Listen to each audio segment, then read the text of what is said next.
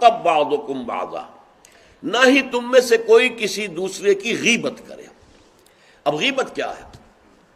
کسی شخص کی غیر موجودگی میں اس کی کوئی برائی بیان کرنا، یہ غیبت ہے۔ یہ ہے اس کی ٹیکنیکل ڈیفینیشن۔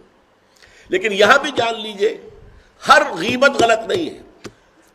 بس اوقات ایسا ہوتا ہے کہ آپ کا کوئی بھائی ہے، وہ کہیں رشتہ کرنا چاہ رہا ہے اور وہاں کے بارے میں آپ کے پاس کوئی معلومات ہے ایسی جو اس بیچارے کے علم میں نہیں ہے، اور آپ اسے بتاتے ہیں کہ بھائی وہاں یہ معاملہ ہے، ذرا سوچ لو، تو اس میں در حقیقت غیبت نہیں ہے، بلکہ یہ اپنے اس بھائی کو کسی برائی سے بچانے کی کوشش ہے۔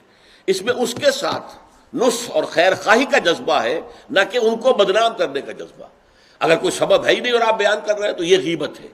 لیکن اگر معاملہ اس طرح کا ہے تو ظاہر بات ہے اسی طریقے سے کوئی کسی قوم کے رہنما ہیں اور بڑی شخصیتیں ہیں، اب ان کے بارے میں یہ ہے کہ پبلک میں اگر آپ کو ان پر تنقید کرنی پڑے تو اس کے اندر بھی دیکھا جائے گا کہ وہاں اس کا ہونا ضروری نہیں ہے، وہ تنقید جو ہے آپ ملک اور قوم کی مصلحت میں کر رہے ہیں۔ تو گویا کہ اس طریقے سے غیبت کی ہر شکل جو ہے وہ حرام نہیں ہے۔ البتہ ایک خیال لوگوں کو بڑا غلط ہے، وہ میں ایک حدیث کے حوالے سے اس کا ازالہ کر دینا چاہتا ہوں۔ یہ حضور سے سوال کیا گیا کہ پوچھا گیا کہ غیبت کیا ہے۔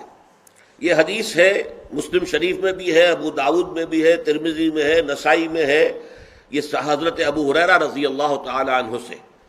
اور امام مالک نے ایسی ایک حدیث جو ہے موطا میں مطلب بن عبداللہ سے جو ہے روایت کی ہے۔ حضور سے پوچھا گیا کہ غیبت کیا ہے، آپ نے فرمایا ذکرو کا اخاک بما یکرہ، تمہارا اپنے بھائی کا تذکرہ کرنا کسی ایسے اعتبار سے جو اسے ناپسند ہو۔ اگر اس کے سامنے کرو گے اسے ناپسند ہوگا، اس کے علم میں آئے گا کہ میرے بارے میں یہ بات کہی گئی ہے تو اسے ناپسند ہوگی۔ ایسی بات کا اس کی غیر موجودگی میں بیان کرنا۔ اب قیلا کہا گیا، سوال کیا گیا، افرأیتا کہ حضور آپ ذرا غور کیجئے، ان کان فی اخی ما اقول، اگر میرے بھائی میں وہ شے واقعتاً موجود ہے جو میں کہہ رہا ہوں تو کیا اس صورت میں بھی غیبت ہوگی؟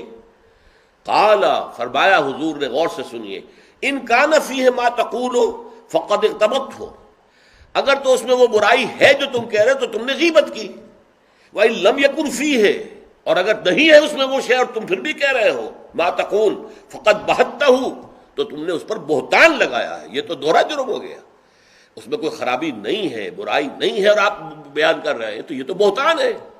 البتہ کسی میں کوئی برائی ہے، خرابی ہے، نقص ہے تو یہ در حقیقت جو ہے آپ کا اس کی غیر موجودگی میں بیان کرنا، یہ غیبت ہے۔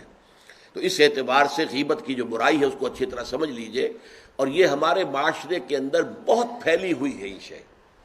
بلکہ یہ کہا جاتا ہے اور صحیح کہا جاتا ہے کہ وہ کئی کورسز کا ڈنر ہونے کے بعد جو ہے پھر جب گفتگویں ہوتی ہیں تو معلوم ہوتا ہے کہ سب سے زیادہ لذیذ ڈش جو ہے وہ ایک دوسرے کی غیبت ہے۔ اور ہوتا کیا ہے، شادی کا کہیں پر مجمع لگا ہوا ہے اور جو ہے وہ ابھی بارات نہیں آئی ہے یا کوئی اور مسئلہ ہے، بیٹھے ہوئے ہیں، تو جب 3 آدمی بیٹھے ہوں گے تو کسی اور کی غیبت کریں گے، اور جب ان میں سے ایک اٹھ کے چلا جائے گا تو اب یہ دونوں اس کی غیبت کریں گے۔ یہ ہمارے معاشرے کا عام رخ ہے، یہ ہمارا جو ہے یہ گویا کہ سب سے زیادہ ڈیلیشس ڈش جو ہے وہ غیبت ہے۔ تو اس کے لیے شدت کے ساتھ روکا گیا۔